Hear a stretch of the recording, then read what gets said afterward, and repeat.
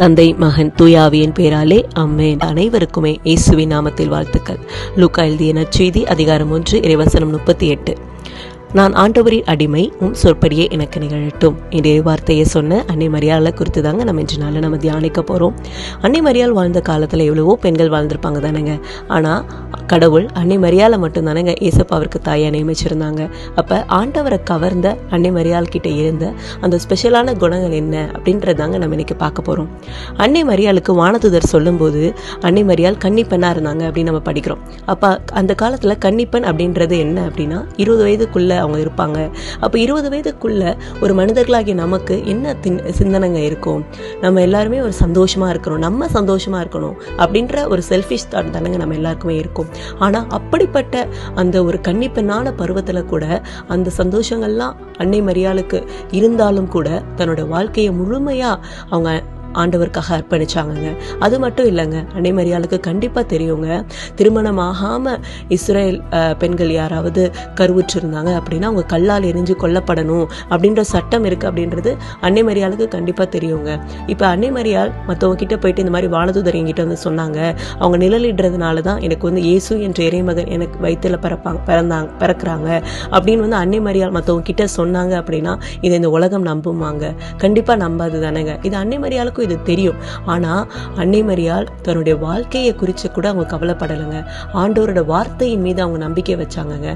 ஆண்டவர் நம்மளை கைவிட மாட்டாங்க, ஆண்டவர் நமக்கு இந்த முக்கியமான இந்த பொறுப்பை கொடுத்துருக்குறாங்க, நம்ம கண்டிப்பா இந்த இறைமகன் பிறக்கிற வரைக்கும் அவங்க நம்மளை கைவிட மாட்டாங்க அப்படின்னு ஆண்டவரை வந்து அவங்க முழுமையா அந்த கன்னி பெண்ணான அந்த வாலிப பருவத்திலே அந்த அன்னை மரியாள் வந்து நம்பினாங்க. அடுத்து அன்னை மரியாள் இயேசுவை பெற்றெடுக்கும் போது அந்த பேறுகால வேதனை அடைஞ்சப்ப அன்னை மரியாளை சுத்தி கண்டிப்பா அவங்களோட அம்மா இல்லை தானுங்க. அதுக்கப்புறம் அவங்களுக்கு பணிவிடை செய்யறதுக்கு பெண்கள் இருந்தாங்களா அப்படின்னு கூட நம்மளுக்கு சரியா தெரியல தானுங்க. ஒரு இக்கட்டான சூழ்நிலையில, அதுவும் சரியான வசதி இல்லாத சூழ்நிலையில தானுங்க அவங்க வந்து அன்னை மரியாள் ஏசப்பாவை பெற்றெடுத்தாங்க. அதுக்கப்புறம் குழந்தை பிறந்த ஒரு 2 வயது வரைக்குமே அவங்க இங்கேயும் அங்கேயும் அந்த கழுதையில பயணிச்சு அவங்க டிராவல் பண்ணிட்டே தானங்க இருந்தாங்க. அப்ப அன்னை மரியாளுடைய மனம் எவ்வளவு விரக்தியா தானங்க இருந்திருக்கணும். ஆனா நம்ம ஆண்டவருக்காக தானே தன்னோட வாழ்க்கையே அர்ப்பணிச்சோம், நம்ம ஆண்டவருக்காக தானே, ஆண்டவர் நம்மளோட வயிற்றுல பிறக்க போறாங்க அப்படின்ற அந்த சந்தோஷத்துல அன்னை மரியாள் எவ்வளவோ ஒரு ஹாப்பியா இருந்திருப்பாங்க தானங்க. ஆனா அவங்களோட பேறுகால வேதனை அடையும் போதும் சரி, அவங்க அந்த குழந்தை பெற்றெடுத்த அந்த 2 வருடங்களும் அவங்க பட்ட கஷ்டங்களை பார்க்கும்போது அவங்க கண்டிப்பா ஆண்டவரை முணுமுணுத்திருக்கணும் தானங்க. ஆனா அன்னை மரியாள் அப்படி செய்யலைங்க. எல்லா அவங்களோட வாழ்க்கையில நடந்த எல்லா கஷ்டத்தையுமே துன்பத்தையுமே அவங்க ஆண்டவருக்காக அவங்க சகிச்சுக்கிட்டு அவங்க எவ்வளவு அழகா அதை ஓவர் கம் பண்ணி போனாங்க தானுங்க. நம்ம வாழ்க்கையில் ஒரு சிறிய துன்பம் ஏதோ ஒரு மற்றவங்களுக்கு நடக்காது, நம்மளுக்கு நடந்துட்டா கூட நம்ம எவ்வளோ நம்ம ஆண்டவரை முணுமுணுக்கிறோம், ஆண்டவரை விட்டு போயிடுறோம், நம்ம எவ்வளோ கஷ்டப்படுறோங்க. ஆனா அன்னை மரியாள் எந்த ஒரு இக்கட்டான சூழ்நிலையில எந்த பெண்ணிற்குமே வராத அந்த சூழ்நிலை அன்னை மரியாளுக்கு வந்தது தாங்க. அவங்க இறைமகனை பெற்றெடுக்கும் போது அவங்களுக்கு அந்த நிலைமை வந்துச்சுதான். ஆனா அந்த நிலைமைய அவங்க அழகா அதை ஹேண்டில் பண்ணாங்க தானுங்க. ஆண்டவர் மேல அப்ப அவங்களுக்கு இருந்த நம்பிக்கை, ஆண்டவருக்காக தன்னுடைய வாழ்க்கையை தியாகம் செய்யணும் அப்படின்ற அந்த வைராக்கியம், ஆண்டவர் மேல இருந்த அவங்க அன்பு, இதுதாங்க அவங்களோட வாழ்க்கையை கூட்டிகிட்டு போச்சு. இது மட்டும் இல்லைங்க, அதுக்கப்புறம் அன்னை மரியாள் வந்து இயேசுவை வந்து அந்த எருசலேம் கோவில் அர்ப்பணிக்கும் போது சிமியோன் சொல்றாங்க தானுங்க, இந்த மாதிரி உன்னோட உள்ளத்துல வந்து வாள் ஊடுருவி பாயும் இந்த மகனை குறிச்சு அப்படின்னு சொல்லும் போது எந்த ஒரு தாய்க்குமே வந்து ரொம்ப கஷ்டமா தானங்க இருக்கும். என்னோட நம்மளோட முதல் பையனால என்னை குறிச்சு அவங்க இந்த மாதிரியான ஒரு வார்த்தைகளை சொல்றாங்களே அப்படின்னு ஒரு கஷ்டமா தானங்க இருக்கும். ஆனா அன்னை மரியாள் அந்த காரியத்தை கூட தன்னோட உள்ளத்துல இருத்தி சிந்திச்சுட்டு இருந்தாங்களாங்க.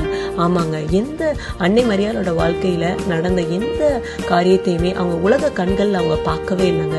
அவங்க ஒவ்வொரு காரியத்தையுமே ஆவிக்குரிய கண்கள்ல தாங்க பார்த்தாங்க. அதனால தாங்க அவங்களோட வாழ்க்கையில கஷ்டம் வந்தா கூட அது அவங்களோட உள்ளத்தை அது பாதிக்கவே இல்லைங்க. அது மட்டும் அல்ல, கானாவூர் திருமணத்துக்கு அவங்க போறாங்க.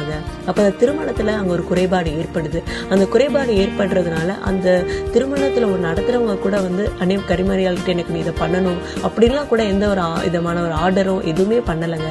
ஆனா அன்னை கன்னிமரியாள் அவங்க படுற அந்த வேதனையை பார்த்து, அவங்களோட படுற அந்த மன கஷ்டத்தை பார்த்து அவங்க தன்னுடைய மகன் ஏசப்பாவின் மூலியமா அற்புதத்தை செய்யறதுக்கு அவங்க வழிவகுத்தாங்க தானேங்க. ஆமாங்க, அப்ப அன்னை கன்னிமரியாள் மற்றவங்க படுற கஷ்டத்துக்காக அவங்க வந்து எப்படியாவது அந்த கஷ்டத்தை தீர்த்திடணும் அப்படின்னு சொல்லிட்டு அவங்க எவ்வளோ அவங்க அதை உணர்ச்சி வசப்பட்டு அவங்க வந்து உதவி செய்தாங்க தானுங்க. ஆமாங்க, அந்த உதவி செய்யற அந்த குணம் வந்து அன்னை கன்னிமரியாளை போல நமக்கும் இருக்கணும் அப்படின்னு சொல்லி நம்ம ஏசப்பா கிட்ட நம்ம கேட்போங்க. அது மட்டும் இல்லைங்க, அதுக்கப்புறம் ஏசப்பா அவங்க சிலுவையில் அந்த பாடுகள் படும்போது அன்னை மரியாள் எவ்வளோ கண் கலங்கினாங்க அப்படின்னு சொல்லி நம்ம திருவிழியத்தில் நம்ம படிக்கிறோம் தானேங்க. ஆமாங்க, மேலும் அப்போ அன்னை மரியாளுக்கு கண்டிப்பாக தெரியும் தானே, அன்னை மரி ஏசப்பாவுக்கு கூட இருந்தது எல்லாமே அந்த 12 திருத்தூதர்கள் தான் அப்படின்னு சொல்லிட்டு தெரியும். அந்த 12 திருத்தூதர்களில் ஒருத்தவங்க தான் ஏசப்பாவை காட்டியே கொடுத்தாங்க. ஏசப்பா அந்த சிலுவை பாடுகள் எல்லாம் அனுபவிக்கும் போதும் சரி, சிலுவை மரணத்தின் போதும் சரி, அவங்க யாருமே பக்கத்தில் இல்லை, எல்லாருமே ஓடி போயிட்டாங்க அப்படின்னு சொல்லி அங்கே கூட இருந்த அன்னை மரியாளுக்கு கண்டிப்பாக தெரியும் தானங்க. ஆனா அந்த அன்னை மரியாள் என்ன பண்ணாங்க தெரியுமா? அவங்க போயிட்டு அந்த திருத்துதர்களை போய் திட்டலைங்க. நீங்க ஏன் என்னோட பையனை விட்டுட்டு போயிட்டீங்க, ஏன் அந்த சிலுவை பாடுக்குள்ள என்னோட பையனை அலோ பண்ணீங்க, அப்படி எதுவுமே அவங்க வந்து அந்த திருத்துதர்களை போய் திட்டலைங்க. அவங்க திருத்துதர் பணிகளை என்ன தெரியுமா பண்ணாங்க? அந்த சீடர்களோட இணைஞ்சு அவங்களும் ஆண்டவரை போற்றி துதித்தாங்க அப்படின்னு தாங்க போட்டிருக்கு. இது ஒரு எவ்வளோ பெரிய குணங்க. தன்னுடைய மகனோட அந்த பாடுகள், தன்னோட மகனோட அந்த இறப்பு, எந்த ஒரு தாய்க்குமே அந்த வராத அந்த முதல் மகனுடைய அந்த இறப்பை தன் கண்களால் அவங்க பார்க்குறாங்க. அதுவும் அவங்க சாதாரணமாக இருக்கல, பாடுபட்டு ரத்தம் சிந்தி இறக்குறத அவங்க கண்களால் பார்க்குறாங்க.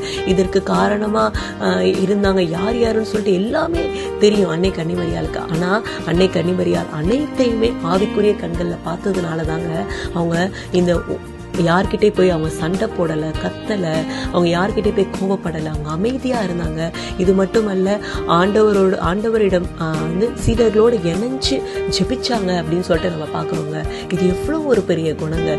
இப்படிப்பட்ட இந்த ஒரு பெரிய தெய்வீக குணங்கள் இருந்த அன்னை மரியாளுடைய வாழ்க்கையை நம்ம பின்பற்றினோம் அப்படின்னாலே நம்மளும் அந்த அன்னை மரியாளை போல நம்ம பரிசுத்தமாக வாழ கண்டிப்பாக முடியுங்க. நம்ம ஏசப்பா கிட்ட நம்ம கேட்போம், ஏசப்பா அந்த அன்னை மரியாள் கிட்ட இருந்தக்கூடிய அந்த சகிப்புத்தன்மை, அந்த பொறுமை, ஆண்டவரே ஏசப்பா எல்லாத்தையுமே உலகத்தில் அவங்களோட வாழ்க்கையில தான் ஏசப்பா கஷ்டம் இருந்துச்சு. ஆனால் அவங்க எதுவுமே உலக கண்களில் பார்க்கல, எதை பார்த்தாலுமே அவங்க முணுமுணுக்கல. எனக்கு மற்றவங்கள போல நானும் சந்தோஷமா இருக்கணும், ஆனால் என் வாழ்க்கை இப்படி கஷ்டப்படுதே அப்படின்னு அவங்க நினைக்கல. நான் இறைமகனை என்னோட வயிற்றுல சுமந்திருக்கேன், இறைமகன் என்னோட பையனா இருக்கான், அதனால எனக்கு இந்த உலகத்தில் உள்ளவங்க எல்லாருமே என்னை மதிப்பு கொடுக்கணும் அப்படின்றத பெருமை அவங்க கிட்ட இல்லை.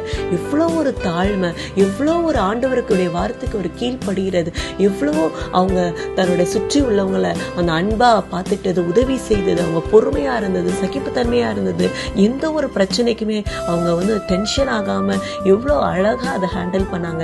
ஏசப்பா இப்படிப்பட்ட அந்த அன்னை மரியாள் கிட்ட இருந்த இப்படிப்பட்ட அந்த தலையாய குணங்கள்ல இந்த வேலையில எனக்கு கொடுங்க அப்படின்னு சொல்லி நம்ம இந்த வேலையில ஏசப்பா கிட்ட ஜெபிப்போமா?